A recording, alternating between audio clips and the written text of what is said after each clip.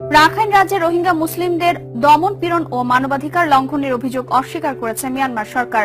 দেশটির উত্তর পশ্চিমাঞ্চলের রাজ্যটির সংখ্যালঘুদের উপর নির্যাতন ও ব্যাপক সেনা অভিযান চললেও তা স্বীকার করেনি সরকার।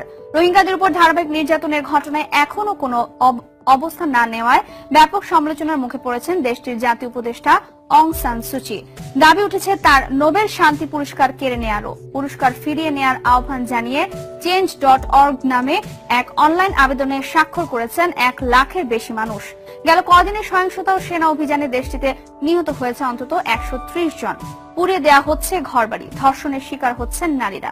সহিংসতার আশঙ্কায় আর সেনা অভিযান থেকে বাঁচতে বাংলাদেশের দিকে পালাচ্ছেন শত শত রোহিঙ্গা। সীমান্তেও সেনাদের গুলিতে মরছে তারা।